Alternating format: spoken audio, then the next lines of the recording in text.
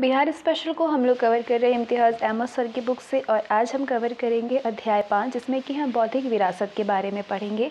और इस बुक में सारी चीज़ें बहुत स्पष्ट तौर पे दी हुई है, इससे बाहर कुछ भी हो ही नहीं सकता है। सारी चीज़ों को इसमें कवर किया गया है, बस ध्यान से सुनना है। बिहार की बौद्धिक विरासत समृद्धि भी है और विविधतापूर्ण भी है। धर्म एवं दर्शन के विकास में बिहार की भूमिका निर्णायक रही है। प्राचीन काल में 2 धर्म थे, बौद्ध धर्म और जैन धर्म का उद्गम जो है वो बिहार ही था। महाभारत में वर्णित राज्य संघ का राज्य बिहार में ही था। हिंदू धर्म के अनेक संस्कारों के विकास में बिहार का क्षेत्र महत्वपूर्ण रहा है। मध्यकाल में मुस्लिम सूफी संतों की गतिविधियों का एक महत्वपूर्ण केंद्र बिहार रहा। स्मरणीय है कि बौद्ध धर्म के अवशेषों ने बिहार में सूफियों के लिए एक अनुकूल पृष्ठभूमि प्रस्तुत की थी। धार्मिक विचारों में संश्लेषण की प्रवृत्ति और धार्मिक जीवन में सद्भाव और सह अस्तित्व की परंपरा बिहार में हमेशा प्रबल रही है। मध्यकालीन भक्ति आंदोलन की समन्वयवादी दर्शन के प्रभाव भी बिहार में ही महसूस किए गए हैं। इसका सबसे महत्वपूर्ण उदाहरण दरियापंथी संप्रदाय के उद्भव और विकास में देखा जा सकता है।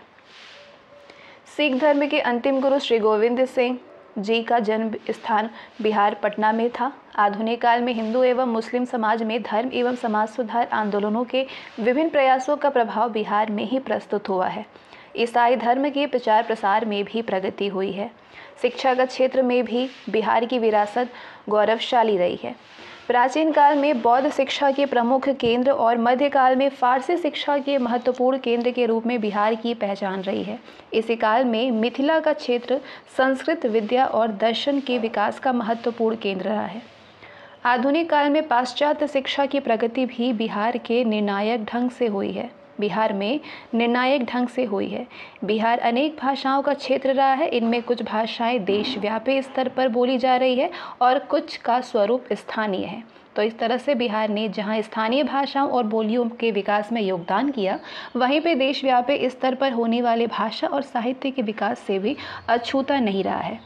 उर्दू, हिंदी, बंगला, मैथिली, भोजपुरी और मगही भाषाओं और उनके साहित्यों के विकास में बिहार का योगदान महत्वपूर्ण रहा है। पत्रकारिता के क्षेत्र में भी बिहार की भूमिका महत्वपूर्ण रही है। अंग्रेजी के अतिरिक्त उर्दू और हिंदी पत्रकारिता का इतिहास बिहार में 125 वर्षों से अधिक समय पर फैला है और यहाँ से प्रकाशित होने वाले कई समाचार पत्रों और पत्रिकाओं का राष्ट्रीय स्तर चेतना के प्रसार में मूल्यवान योगदान रहा है। बिहार के इस समृद्ध बौद्धिक विरासत के कुछ पहलुओं पर इस अध्याय में चर्चा की गई है, जैसे कि धार्मिक जीवन। बिहार अनेक धर्मावलंबियों की भूमि है। यहाँ की आबादी में सबसे बड़ा वर्ग हिंदुओं का है, जो कि लगभग 83.2% है। इसके बाद मुसलमान हैं, जिसकी संख्या आबादी का लगभग 16.5% है। शेष में आपके ईसाई, बौद्ध, जैन और सिख संप्रदायों की आबादी शामिल है। बिहार में अनेक महत्वपूर्ण धार्मिक स्थल भी है। कुंडग्राम और पावापुरी जैनों के तीर्थ स्थल हैं, जो कि बोध गया का बौद्ध मतावलंबियों के लिए विशेष महत्व है। गया और देव हिंदुओं के लिए महत्वपूर्ण धार्मिक स्थल है, तो मनेर और बिहार शरीफ मुसलमानों के लिए पावन है। पटना साहिब का सिखों के लिए अत्यधिक महत्व है। अनेक अन्य तीर्थ स्थल बिहार में हैं। बिहार में हिंदू धर्म के अनुयायियों की संख्या सबसे अधिक है। हिंदू धर्म के अनेक पूजनीय स्थल गया, जनकपुर आदि बिहार में ही स्थित है। बौद्ध और जैन धर्म के उदय की पृष्ठभूमि 6ठी शताब्दी ईसा पूर्व में प्रस्तुत हुई। ये काल वैचारिक क्षेत्र में क्रांतिकारी परिवर्तनों का साक्षी रहा। यहाँ भी मगध बिहार ने नेतृत्व प्रदान किया था। इसी क्षेत्र में बौद्ध धर्म और जैन धर्म का अभ्युदय हुआ। वैदिक परंपरा इस समय की बदली हुई धार्मिक, सामाजिक और आर्थिक परिस्थितियों में एक विसंगति बन गई थी। उत्तर वैदिक काल से ही उपनिषदों के माध्यम से एक नया विचार प्रस्तुत किया जा रहा था, जो कि वैदिक धर्मकांड और ब्रह्म आडंबर, ब्राह्मणों के प्रभुत्व और बलि प्रथा के विरुद्ध था। ये नए विचार मगध और विदेह के क्षेत्र में विकसित हो रहे थे, जहां आर्यों का प्रभाव अभी पूरी तरह से स्थापित नहीं हुआ था और जहां इन नए विचारों की स्वीकृति के लिए उपयुक्त वातावरण था। इस बौद्धिक वातावरण के अतिरिक्त कुछ भौतिक कारणों से ने भी जैन और बौद्ध धर्म की उत्पत्ति में सहयोग किया था। उत्तर वैदिक काल में राजनीतिक परिवर्तनों के कारण बड़े राज्यों का उदय हो रहा था और धीरे धीरे शासन वर्ग की शक्ति में वृद्धि हो रही थी। तो इसलिए क्षत्रिय वर्ग समाज में असीम शक्ति एवं प्रतिष्ठा प्राप्त कर चुका था, जबकि ब्राह्मण वर्ग के प्रभाव में कमी आई थी। इसके अतिरिक्त आर्यों के पूर्वी भारत में बसने के बाद अनेक आर्थिक जीवन में भी परिवर्तन आ चुका था। बड़े राज्यों और नगरों के विकास तथा कृषि की उन्नति ने व्यापार एवं वाणिज्य का मार्ग प्रशस्त कर दिया था। समाज में वैश्य धर्म अधिक समुन्नत एवं समृद्ध हो चुका था। इस बदली हुई परिस्थिति को यानी समाज में ब्राह्मणों की तुलना में क्षत्रिय एवं वैश्य संप्रदायों के बढ़ते हुए प्रभावों को वैदिक धर्म एवं सामाजिक व्यवस्था में स्वीकृति नहीं मिल सकी थी। तो इसलिए ये वर्ग ब्राह्मणों का विरोध करने और समाज में अपनी प्रतिष्ठा बढ़ाने के लिए एक नए धार्मिक विचार का स्वागत करने को तैयार है। ये स्मरणीय है कि गौतम बुद्ध एवं महावीर दोनों ही क्षत्रिय कुल से संबंधित थे और उनके अधिकांश अनुयायी वैश्य थे। कृषि के विकास के साथ साथ पशुधन का महत्व भी बढ़ता गया, क्योंकि खेती के काम के लिए जानवरों की आवश्यकता होती थी। वैदिक धर्म में प्रचलित बलि प्रथा के कारण बड़ी संख्या में पशुवध हो रहा था। बदली हुई आर्थिक परिस्थितियों में ये प्रथा लाभदायक नहीं हो रही थी और इसका विरोध स्वाभाविक था। यही कारण है कि बौद्ध और जैन धर्म दोनों ही अहिंसा को अत्यधिक महत्व दिया गया और पशुवध का विरोध किया गया। जैन धर्म, ऐसा माना जाता है कि जैन धर्म अत्यंत प्राचीन है और समय समय पर तीर्थंकरों द्वारा इसे नया रूप दिया जाता रहा है। महावीर के पूर्व 23 तीर्थंकर हो चुके थे और महावीर अंतिम तथा सबसे महान तीर्थंकर थे। उनके पूर्व 23वें तीर्थंकर पार्श्वनाथ ने 4 सिद्धांतों का प्रतिपादन किया था, जो कि कौन कौन से सिद्धांत थे? अहिंसा, सत्य, असत्य, अपरिग्रह, ये 4 सिद्धांत प्रतिपादन किया था। महावीर ने इसमें 5वां सिद्धांत यानी ब्रह्मचर्य सम्मिलित किया। यही जैन धर्म के 5 आधारभूत सिद्धांत हैं। महावीर के व्यक्तिगत जीवन के संबंध में जानकारी विभिन्न ग्रंथों से प्राप्त होती है। उनका नाम वर्धमान था और उनका जन्म वैशाली के कुंडग्राम में हुआ था। उनकी जन्म तिथि की निश्चित जानकारी नहीं है, मगर आमतौर पर 540 ईसा पूर्व को उनके जन्म का वर्ष माना जाता है।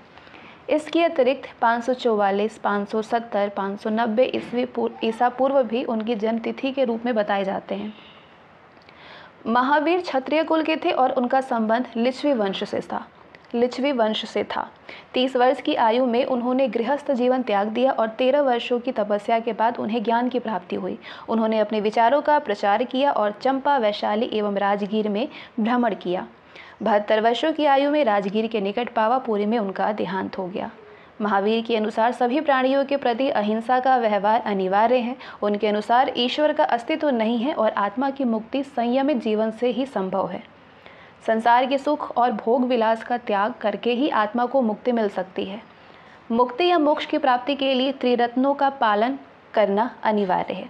ये त्रिरत्न है सम्यक जीवन, सम्यक दर्शन एवं सम्यक चरित्र। सम्यक ज्ञान का अर्थ है सच्चा और पूर्ण जीवन, पूर्ण ज्ञान, सच्चा और पूर्ण ज्ञान, जो तीर्थंकरों के उपदेशों का अध्ययन करने से प्राप्त हो सकता है।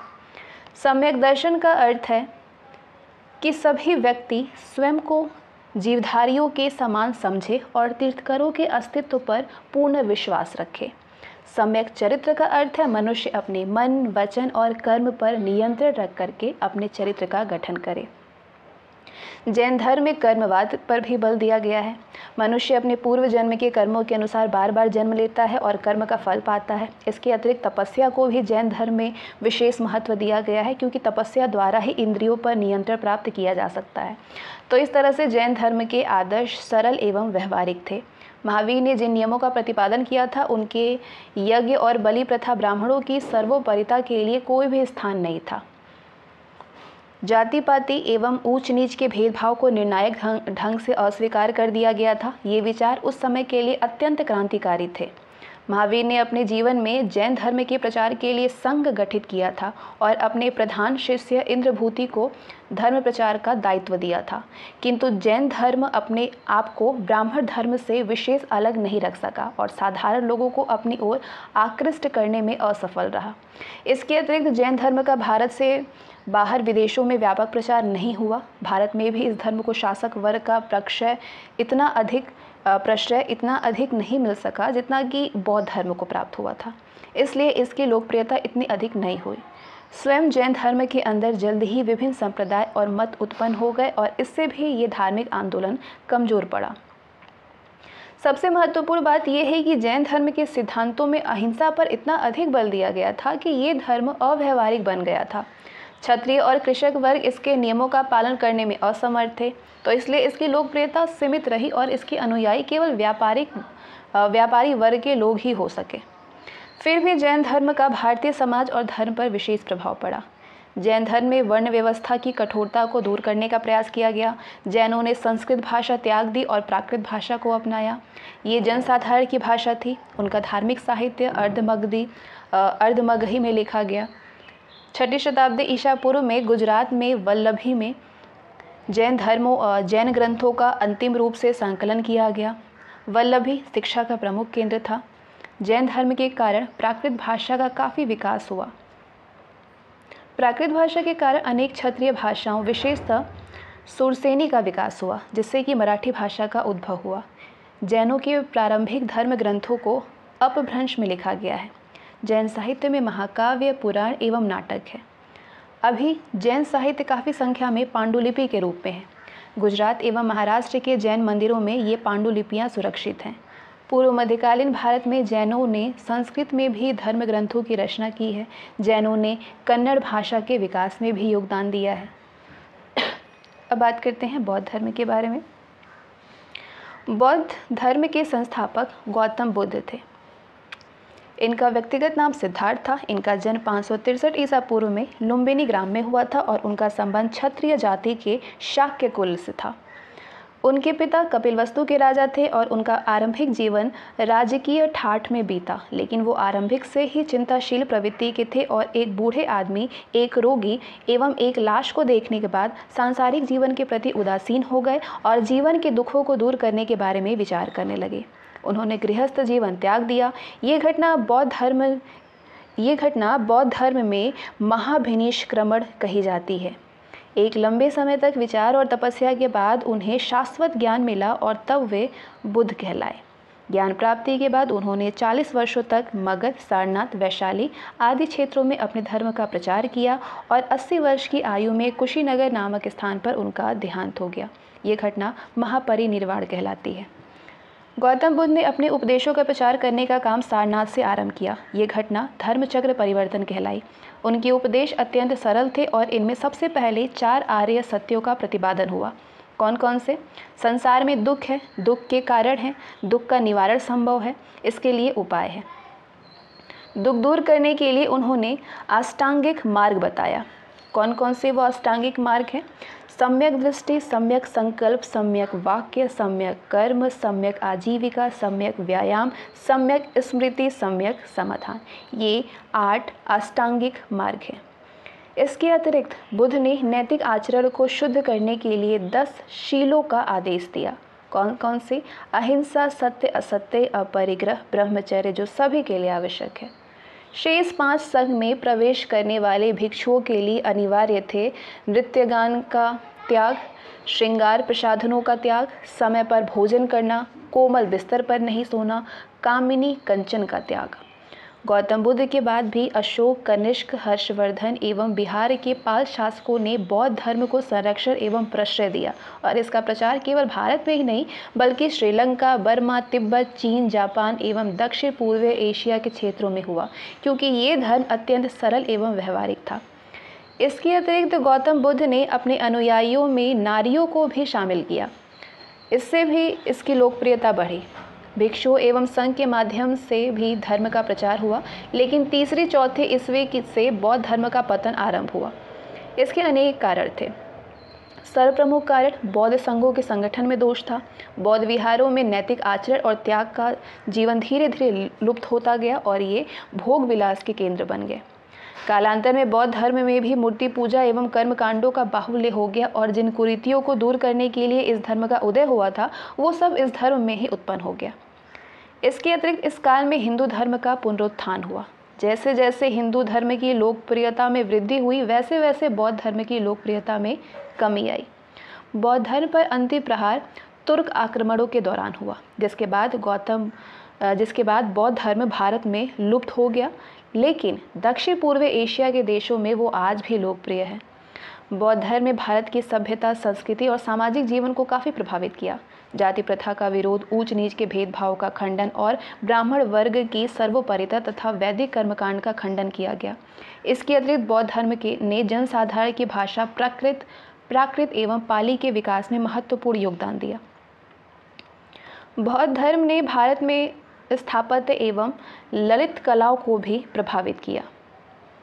बौद्ध धर्म से संबंधित स्तूपों एवं विहारों के निर्माण से एक नई निर्माण कला का विकास हुआ।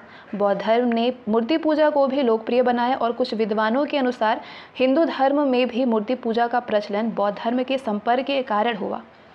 इन सब के अतिरिक्त बौद्ध धर्म ने पड़ोसी राज्यों के साथ भारत के संपर्क को बढ़ाने तथा भारतीय सभ्यता एवं संस्कृति के प्रचार में महत्वपूर्ण योगदान दिया।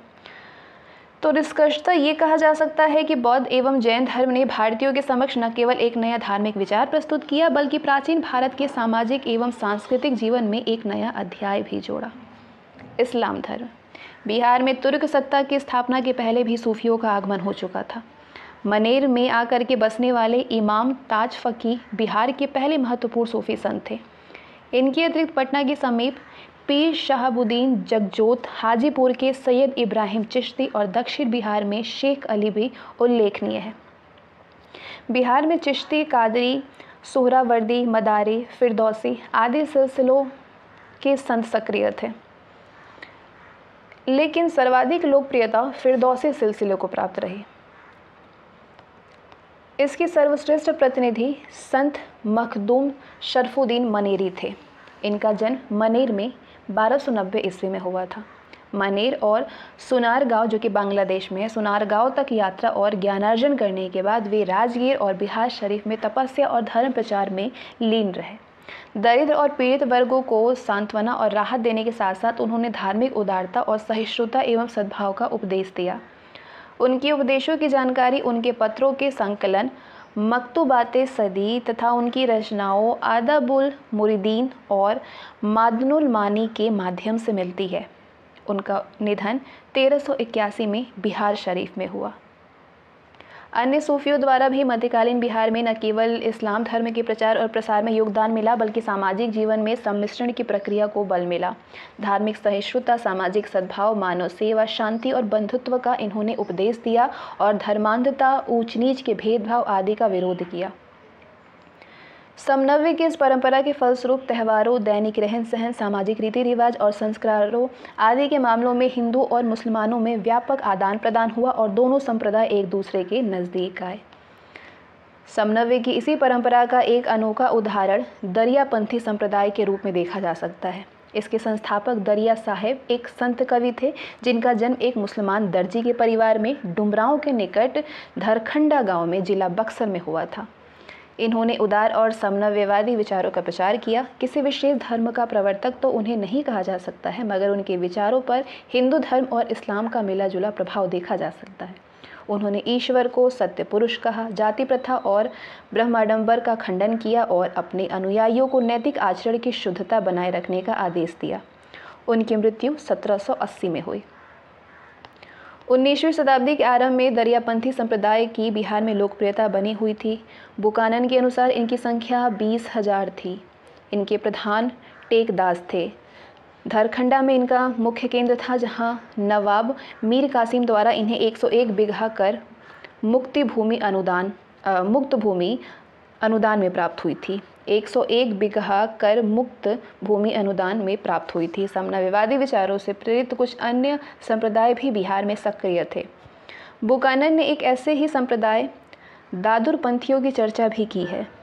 धार्मिक सहिष्णुता, सद्भाव और शांति की ये परंपरा बिहार में धार्मिक विरासत की सबसे आकर्षक विशेषता रही है। ईसाई धर्म। इसका बिहार में प्रचार सर्वप्रथम रोमन कैथोलिक पादरियों ने किया था। 1620 में जहांगीर के आदेश पर पटना में ईसाई चर्च संगठन की स्थापना हुई।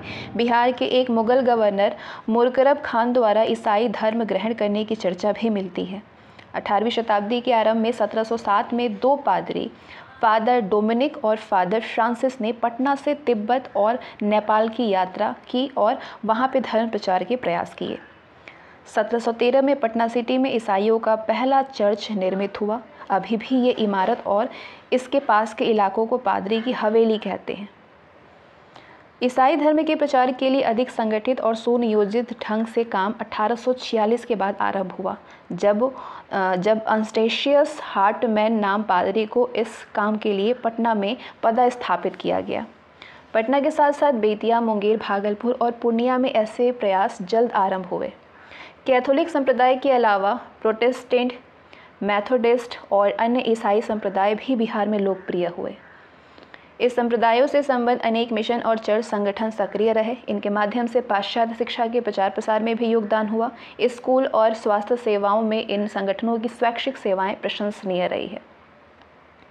सिख धर्म, इसका संबंध भी बिहार में बहुत पुराना है। बिहार से गुरु नानक के द्वारा गया, राजगीर, पटना, मुंगेर, भागलपुर, कहलगांव आदि की यात्रा करते हुए राजमहल जाने की चर्चा उनकी जीवनी लिखने वाले अनेक विद्वानों ने की है। गुरु ने इन क्षेत्रों में धर्म प्रचार भी किया और शिष्य बनाए। पुनः सिखों के नवे गुरु श्री तेग बहादुर का बिहार में आगमन 17वीं शताब्दी के उत्तरार्ध में हुआ था। वे सहसराम और गया से होते हुए पटना आए। उस समय तक पटना में अनेक शिष्य थे और गुरु के अनुयायियों ने उनका भव्य स्वागत किया। गुरु के पटना निवास के दिनों में ही उन्हें आसाम की ओर प्रस्थान करना पड़ा, जहाँ पे उन्हें सम्राट औरंगजेब के राजपूत सेनापति को सहायता देनी थी। पटना से प्रस्थान के समय में वो अपनी पत्नी गुजरी देवी को भाई कृपाल चंद्र के संरक्षण में छोड़ गए। यही पटना में 26 दिसंबर 1966 को गुरु गोविंद सिंह का जन्म हुआ। लगभग 4.5 वर्ष की आयु में बाल गुरु ने पटना का नगर छोड़ करके अपने पिता के आदेश पर पंजाब में आनंदपुर चले गए। गुरु पद ग्रहण करने के बाद उन्होंने अपने मसनद, जो कि धार्मिक प्रतिनिधि है, मसनद बिहार के क्षेत्र में भेजे। आगे चल करके गुरु ने मसनद व्यवस्था का अंत भी कर दिया। 1708 में गुरु के निधन के बाद उनकी पत्नी माता साहिब देवी के प्रति भी बिहार के सिखों ने सदैव सहयोग किया। 1717 से 1730 के बीच इन अनुयायियों ने उनकी सेवा में धन और अन्य सहयोग सामग्री भेजने की नियमित व्यवस्था की। पटना में गुरु गोविंद सिंह का जन्म स्थान सिखों के अत्यंत महत्वपूर्ण धार्मिक स्थलों में से एक है। आगे बात करते हैं धर्म एवं समाज सुधार आंदोलन पे। 19वीं शताब्दी के धर्म एवं समाज सुधार आंदोलनों का प्रभाव बिहार के क्षेत्र में भी व्यापक रूप से महसूस किया गया। स्मरणीय है कि इस नई चेतना के विकास में बंगाल की भूमिका अग्रणी रही है और बिहार उस समय बंगाल का ही अंग था। बिहार का प्रभावित होना स्वाभाविक था। हिंदू समाज में नवजागरण लाने में ब्रह्म समाज, Arya Samaj, Ramakrishna mission, theosophical society आदि का योगदान महत्वपूर्ण रहा है। तो इन सारे ब्रह्म समाज, आर्य समाज, थियोसॉफिकल सोसाइटी सारे के बारे में हम लोग पढ़ेंगे। सबसे पहले बात करते हैं ब्रह्म समाज, जिसके संस्थापक राजा राम मोहन राय का बिहार से ही संबंध रहा था। उनके सहयोगियों में केशव चंद्र सेन की प्रेरणा से पटना और गया में ब्रह्म समाज की शाखाएं खोली गई। डॉक्टर कृष्णनंदन घोष द्वारा भागलपुर में 1866 में ब्रह्म समाज की शाखा स्थापित की गई। बिहार में ये पहली शाखा थी, मगर जल्द ही पटना, मुंगेर, जमालपुर और अन्य नगरों में भी इसकी शाखाएं खुली। हिंदू धर्म को अंधविश्वास से मुक्त कराने और नैतिक आचरण एवं एकेश्वरवादी विश्वास पर बल देने में इस आंदोलन का मुख्य योगदान रहा। समाज सुधार और शिक्षा के क्षेत्र में भी प्रगति लाने में इसकी भूमिका रही। बिहार में इसके प्रमुख नेताओं में गुरु प्रसाद सेन, प्रकाश चंद्र राय, हरिसुंदर बोस, निवारण चंद्र मुखर्जी और अघोर कामिनी देवी के नाम शामिल हैं। आर्य समाज की स्थापना के पश्चात स्वामी दयानंद सरस्वती ने भी बिहार की यात्रा की थी। पटना, मुंगेर, भागलपुर और छपरा उनकी यात्रा क्रम में शामिल थे। बिहार में पहला आर्य समाज मंदिर 1885 में दानापुर में स्थापित हुआ। आरा, पटना, सिवान, मुजफ्फरपुर, मोतिहारी और भागलपुर आदि नगरों में इसकी शाखाएं स्थापित हुई। शिक्षा और समाज सुधार के क्षेत्र में इस आंदोलन का प्रमुख योगदान रहा। जाति प्रथा और अनावश्यक कर्मकांडों का विरोध करने के साथ महिलाओं के उद्धार और शिक्षा के विकास पर इस आंदोलन ने विशेष ध्यान दिया। सबसे बढ़कर के इसने राष्ट्रीय चेतना को पल्लवित करने और स्वतंत्रता संग्राम में भाग लेने के लिए युवकों को प्रेरित करने का काम किया। इसके प्रमुख बिहारी नेताओं में बालकृष्ण सहाय, पंडित अयोध्या प्रसाद, डॉक्टर केशव देव शास्त्री, भवानी दयाल सन्यासी आदि के नाम आते हैं। आर्य समाज द्वारा शुद्धि आंदोलन, गोरक्षा समिति आदि के प्रसार में सांप्रदायिक वैमनस्य भी बना। रामकृष्ण मिशन।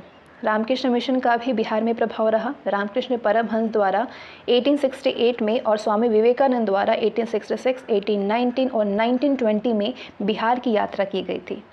1920 में पहली बार रामकृष्ण मिशन की शाखा बिहार में जमशेदपुर, जो कि अब झारखंड राज्य में है, जमशेदपुर में स्थापित हुई थी। पटना में इसकी शाखा 1922 में खुली। आध्यात्म और शिक्षा के प्रचार में इस संस्था का महत्वपूर्ण योगदान रहा। बिहार में इनके प्रमुख नेताओं में जतीन्द्र नाथ मुखर्जी और डॉक्टर राजेश्वर ओझा के नाम उल्लेखनीय है। Theosophical society. इस सोसाइटी के संस्थापकों में कर्नल ऑलकॉट और एनी बेसेंट ने 1894 में बिहार की यात्रा की थी। उस समय पटना में ये आंदोलन पल्लवित हो रहा था। अगले एक दशक तक इसकी शाखाएं भागलपुर, गया, आरा, दरभंगा, मुजफ्फरपुर, मोतिहारी आदि में संगठित हो चुकी थी। इसके प्रमुख नेताओं में मधुसूदन प्रसाद, सरफराज हुसैन खां और पूर्णेंदु नारायण सिन्हा थे। इनमें श्री सिन्हा एक दशक तक थियोसोफिकल सोसाइटी ऑफ इंडिया के महासचिव भी रहे थे। श्री सिन्हा। इस संस्था ने धार्मिक समन्वय, सांप्रदायिक भाईचारे और अध्यात्म के विकास में योगदान दिया। होम रूल आंदोलन के माध्यम से श्रीमती एनी बेसेंट ने स्वतंत्रता संग्राम को भी नई प्रेरणा प्रदान की, जिसका प्रभाव देश में और बिहार में भी महसूस हुआ। बिहार के मुसलमानों में भी धर्म और समाज सुधार के प्रयास हुए। 19वीं शताब्दी के उत्तरार्ध में बहावियों के माध्यम से ये प्रयास आरंभ हुआ। इनका मुख्य केंद्र पटना में था। इन्होंने इस्लाम धर्म के मूल उपदेशों पर आचरण का आह्वान किया और धर्म में बिदअत अथवा विकार का विरोध किया। इस उद्देश्य से उन्होंने शैक्षिक संस्थाएं संगठित की, जहां पे पारंपरिक इस्लामी शिक्षा प्रदान की जाती थी।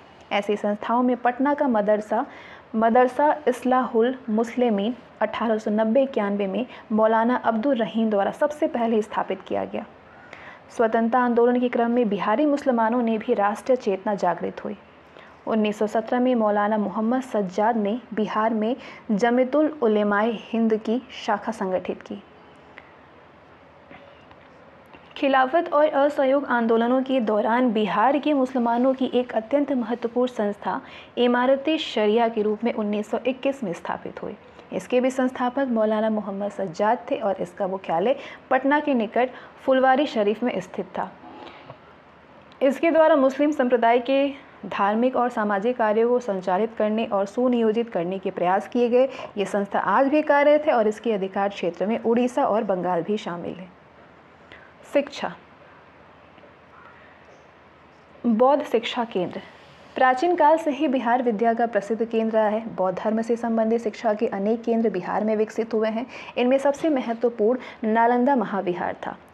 इसकी स्थापना कुमारगुप्त द्वारा की गई थी। हर्षवर्धन और धर्मपाल ने इसे प्रश्रय और अनुदान दिया। इसे अंतर्राष्ट्रीय ख्याति प्राप्त रही है। युआन चुआंग, ई इत्सेंग और धर्मस्वामिन जैसे विदेशियों ने यहाँ पे शिक्षा ग्रहण किया है। इसके आचार्यों में शीलभद्र और दिगनाथ प्रमुख थे। पूर्व मध्यकाल में पाल शासकों के अधीन बिहार में कई बौद्ध विहारों की स्थापना हुई थी। इनमें विक्रमशिला और उदंतपुरी का स्थापक धर्मपाल था। विक्रमशिला तांत्रिक विद्या का मुख्य केंद्र था और व्रजयान बौद्ध मत का प्रचार केंद्र था। वज्रयान बौद्ध मत के प्रचार का केंद्र था। इसके सुप्रसिद्ध आचार्य अतिश दीपांकर थे, जो कि बौद्ध धर्म के प्रचार के लिए तिब्बत भी गए थे। उदंतपुरी बिहार शरीफ में स्थित था। यहाँ के प्रमुख आचार्य शांत रक्षित थे। फारसी शिक्षा केंद्र। मध्यकाल में भी शिक्षा और विद्या के केंद्र के रूप में बिहार की प्रधानता बनी रही है। मुगल काल में अनेक ईरानी यात्रियों ने इस क्षेत्र में रहने वाले विद्वानों और कवियों की चर्चा की है। ये परंपरा 17वीं से 19वीं शताब्दी तक बनी रही है। फारसी शिक्षा के प्रमुख केंद्रों में पटना, बिहार शरीफ, भागलपुर आदि थे। पटना स्थित सैफ खां के मदरसे की ख्याति ईरान तक फैली हुई थी। इसकी पुष्टि ईरानी विद्वान एवं यात्री बहबानी ने की थी। स्मरणीय है कि 18वीं शताब्दी में राजा राम मोहन राय ने पटना में ही फारसी शिक्षा को ग्रहण किया था। मिथिला के क्षेत्र में संस्कृत शिक्षा को विशेष प्रोत्साहन प्राप्त रहा। दर्शन। प्राचीन एवं मध्यकाल में अनेक विद्वानों ने बिहार में दर्शन, साहित्य आदि के क्षेत्र में योगदान किया। कौटिल्य जैसे बहुआयामी प्रतिभा वाले विद्वान का संबंध मौर्य साम्राज्य की स्थापना से जुड़ा है। इसकी रचना अर्थशास्त्र, राजनीति और प्रशासन संबंधी सुप्रसिद्ध कृति है। उसका समकालिक प्रसिद्ध व्याकरणाचार्य पाणिनि था, जिसकी रचना अष्टाध्यायी एक कौलजयी रचना है।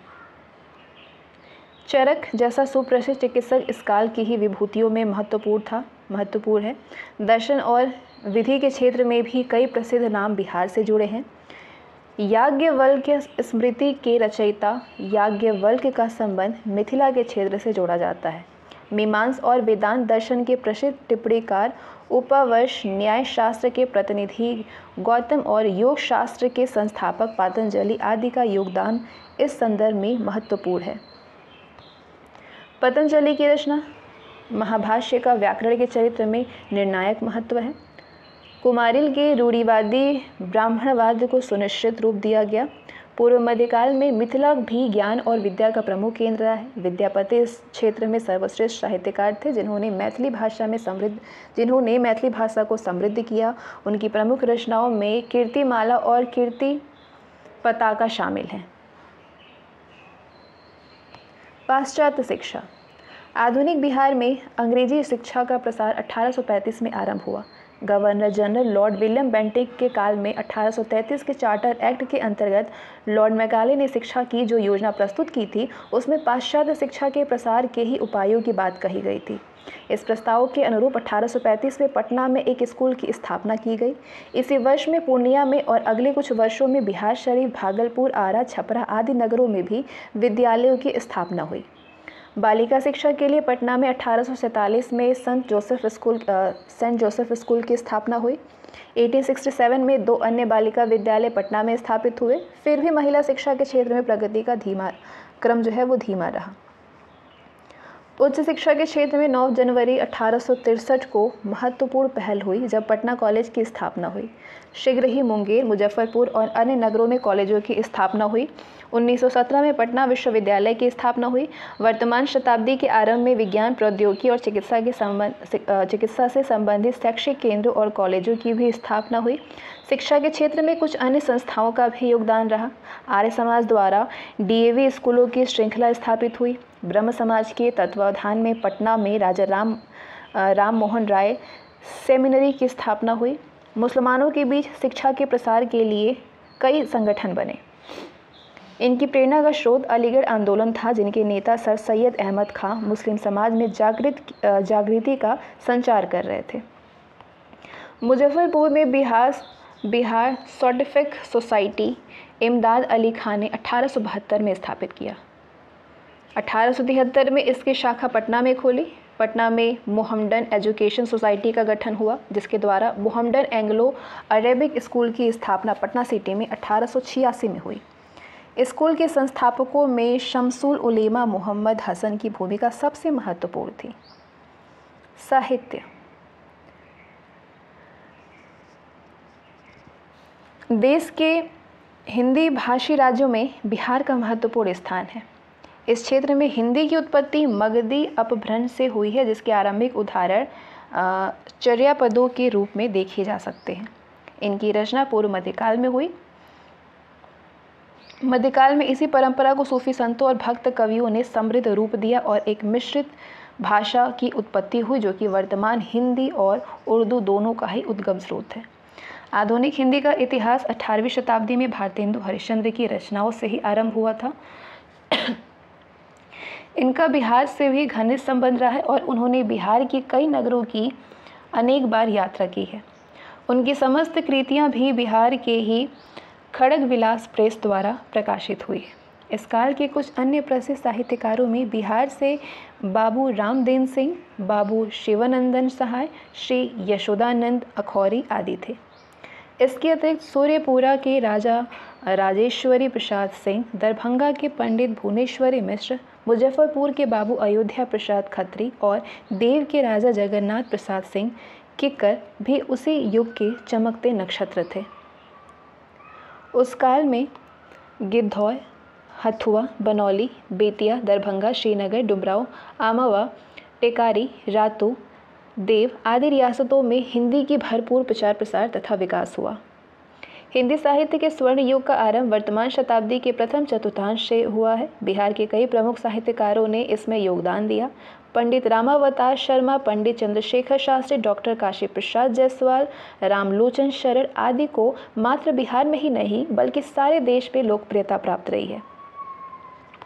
आरंभिक उपन्यास लेखकों में राजा राधिका रमण प्रसाद सिंह, आचार्य शिवपूजन सहाय और अवध नारायण तथा कवियों में विशेषकर राष्ट्र चेतना से प्रेरित कवियों में रामधारी सिंह दिनकर, आरती प्रसाद सिंह, पंडित रामदयाल पांडे, कलेक्टर सिंह केसरी, गोपाल सिंह नेपाली, राम गोपाल रुद्र, हसन कुमार तिवारी आदि भी प्रमुख थे। इस काल के नाटक, उपन्यास और निबंधों में राष्ट्रीय तेवर काफ़ी तीखा रहा है। स्वतंत्रता प्राप्ति के काल में और उसके पश्चात हिंदी साहित्य का नया दौर आरंभ हुआ जिसमें कि नव निर्माण की आशाएं अभिव्यक्त हो रही थी।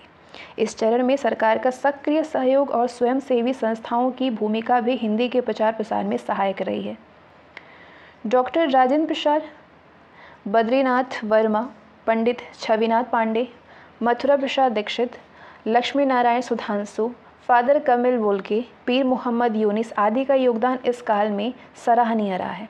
विगत चतुर्थांश में नलिन, विलोचन शर्मा, केसरी कुमार और अन्य लेखकों ने प्रपद्यवाद की परंपरा को विकसित किया जो कि आज भी लोकप्रिय है। कविता के क्षेत्र में कुछ बहुचर्चित नाम है डॉक्टर कुमार विमल, आलोक धनवा, डॉक्टर वचनदेव कुमार, निशांत केतु, डॉक्टर सुमन सरीन आदि।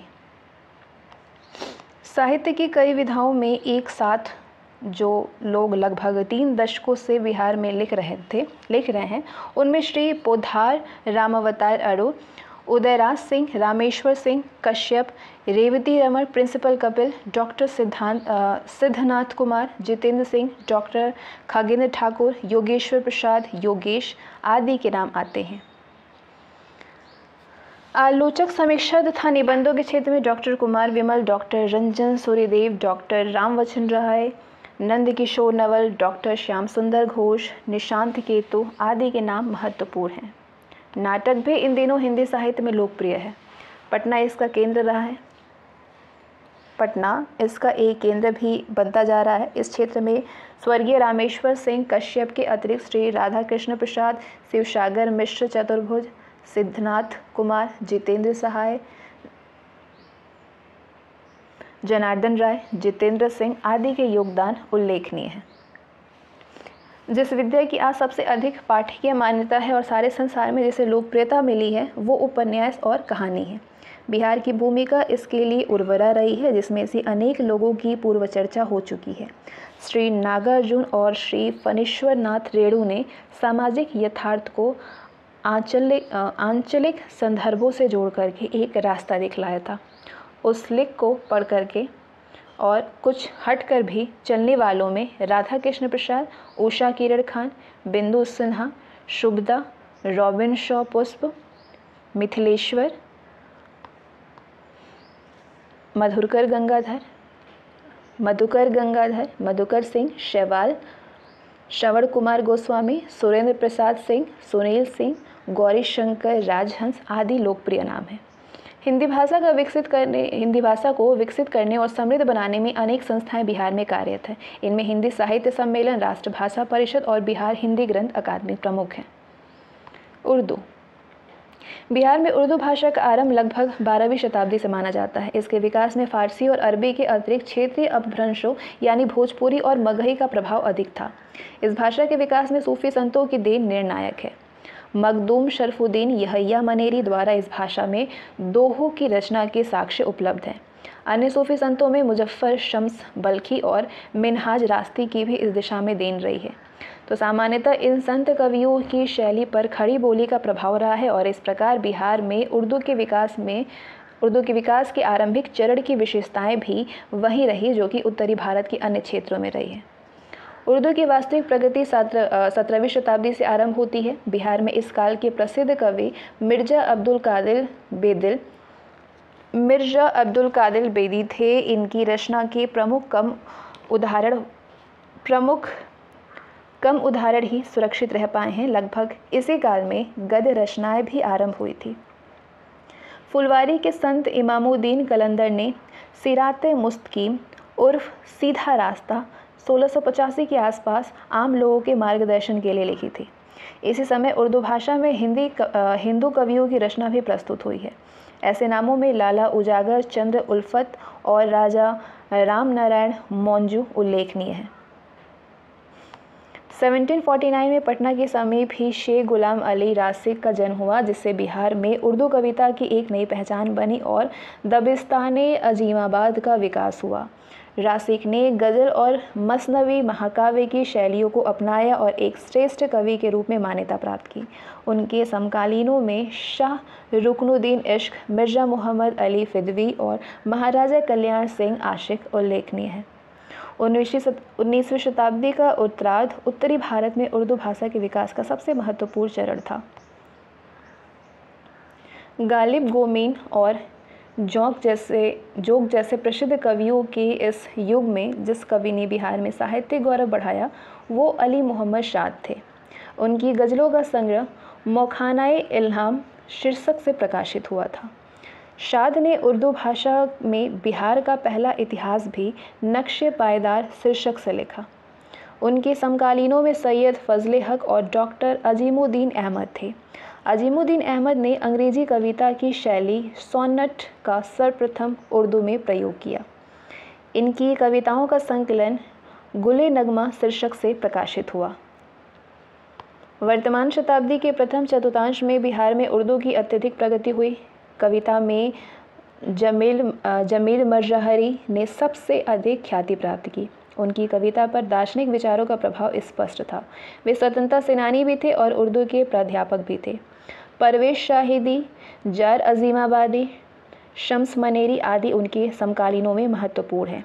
एक उल्लेखनीय नाम हसन नईम का है, जिन्हें अंतर्राष्ट्रीय ख्याति प्राप्त हुई और जिन्होंने उर्दू कविता को नए आयाम दिए।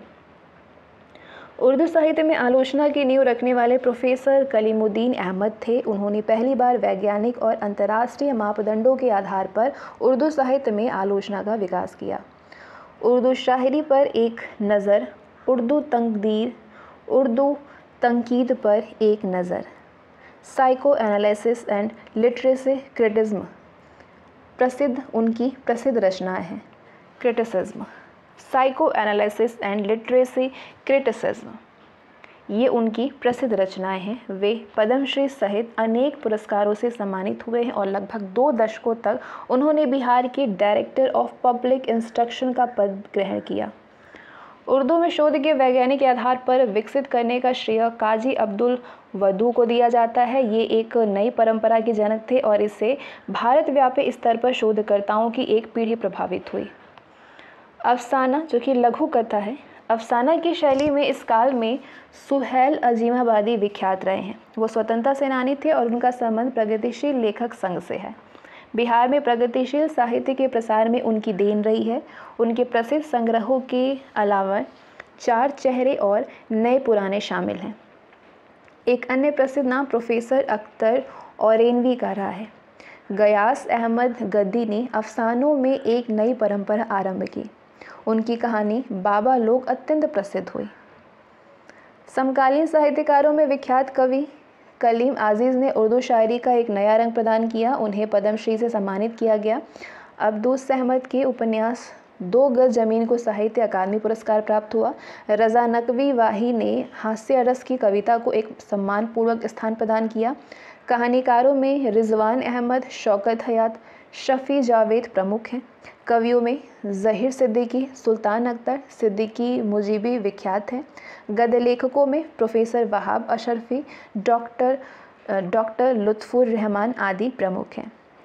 1984 में उर्दू को बिहार में द्वितीय राजभाषा का स्थान प्राप्त हुआ। बिहार सरकार ने उर्दू अकादमी का गठन कर भी उर्दू साहित्य के विकास का मार्ग प्रशस्त किया है। अब आते हैं बंगला पे। बिहार में बंगला भाषा और साहित्य का भी उल्लेखनीय प्रगति हुई है। इस प्रगति का क्रम 18वीं शताब्दी से ही आरंभ हुआ और इसके मुख्य केंद्र पटना और भागलपुर थे। आरंभिक चरण में काव्य रचनाओं की प्रधानता रही है। निधि बाबू द्वारा रचित टप्पे राजा पृथ्वीचंद्र त्रिवेदी की रचना, गौरी मंडल, सुरेंद्रनाथ मजूमदार द्वारा रचित महाकाव्य महिला आदि इसके कुछ महत्वपूर्ण उदाहरण हैं। गद्य रचनाओं के आरंभिक उदाहरण राजनारायण बोस और चंद्रशेखर बोस द्वारा प्रस्तुत हुए। यह रचनाएं धार्मिक और दार्शनिक विषयों पर आधारित थी। इस श्रेष्ठ का सर्वश्रेष्ठ उदाहरण वैसे कुछ दशक पहले प्रोफेसर बिमन बिहारी मजूमदार की रचना चैतन्य चरितेर उपादान के रूप में प्रस्तुत हुआ। राष्ट्रीय चेतना से प्रेरित रचना देशिर कथा सखाराम गणेश देवस्कर द्वारा लिखी गई। इसका प्रभाव युवा क्रांतिकारियों पर निर्णायक रहा। आरंभिक उपन्यासों में शिरीष चंद्र का नाम लिखा जाता है, मगर अधिक ख्याति तारकनाथ गांगुली को मिली, जिनकी स्वर्णलता काफ़ी प्रसिद्ध हुई। अनेक पत्रिकाओं का भी प्रकाशन हुआ। इसमें पाक्षिक समालोचक सबसे महत्वपूर्ण थी। विगत वर्षों में बंगला भाषा और साहित्य की प्रगति का क्रम बना हुआ है। भोजपुरी भाषा मगधी अपभ्रंश में उत्पन्न होने वाली बोलियों में भोजपुरी बिहार के पश्चिमी और उत्तर प्रदेश के कुछ पूर्वीय क्षेत्रों में बोली जाती है। भोजपुरी साहित्य का क्रमबद्ध इतिहास नहीं मिलता है और इसका लिखित साहित्य बहुत कम उपलब्ध है, लेकिन इसकी मौखिक परंपरा लोकगीतों और लोक कथाओं के रूप में प्रचुर मात्रा में उपलब्ध है। विगत वर्षों में बाबू रघुवीर नाथ महेंद्र मिश्र और भिखारी ठाकुर ने भोजपुरी को एक नई पहचान दी है।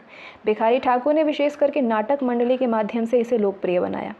उनकी रचना विदेशिया अत्यधिक लोकप्रिय रही है। उनकी काव्य रचनाएं अत्यधिक लोकप्रिय रही है और उन्हें वस्तुतः भोजपुरी का जनकवि कहा जा सकता है। अन्य महत्वपूर्ण नामों में रामेश्वर सिंह उर्फ कश्यप, अवध बिहारी सुमन, उमाकांत वर्मा, गणेश दत्त तिवारी और गोरखनाथ चौबे का योगदान भोजपुरी के विकास में उल्लेखनीय है। मैथिली मिथिलांचल अथवा तिरहुत क्षेत्र में भी ये भाषा बोली जाती है। मैथिली मिथिला का क्षेत्र विद्वता एवं सांस्कृतिक विरासत का महत्वपूर्ण केंद्र माना जाता रहा है। इस क्षेत्रीय भाषा के विकास में धार्मिक प्रभाव स्पष्ट है।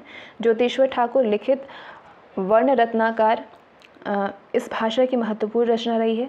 सबसे प्रसिद्ध नाम रहा है विद्यापति का, जो कि मैथिली के सबसे महत्वपूर्ण साहित्यकार माने जाते हैं। विद्यापति ने कविता के माध्यम से मैथिली साहित्य को बहुत ही उन्नत स्थान पहुंचाया है। इसी तरह से इस भाषा के विकास में खंड चंद्रकला, भानुकवि, रुद्रधारा इत्यादि ने भी योगदान दिया है। गोविंद दास भी एक महत्वपूर्ण कवि है। महेश ठाकुर और महीनाथ ठाकुर ने भी इस भाषा के विकास में महत्वपूर्ण योगदान दिया है। मैथिली भाषा बिहार के अतिरिक्त नेपाल में भी लोकप्रिय है। मगही भाषा का आधुनिक युग लक्ष्मी नारायण पाठक के साथ शुरू होता है। इस क्षेत्र में श्रीधर मिश्रा का नाम उल्लेखनीय है। स्वतंत्रता प्राप्ति के बाद बाल पीढ़ी में योगेश्वर सिंह योगेश का नाम महत्वपूर्ण है, जिन्होंने गौतम महाकाव्य लिखी है। इसी धर में योगेश दत्त पाठक, सुरेश दुबे, श्रीकांत शास्त्री एवं राम नरेश पाठक का नाम उल्लेखनीय है। सुरेश दुबे की योग्यता और अकाल मृत्यु के कारण इन्हें मगध का शैली कहा जाता है। मगही साहित्य ड्रामा, कहानी, उपन्यास, गद्य और पद सभी क्षेत्रों में विकसित हुआ है।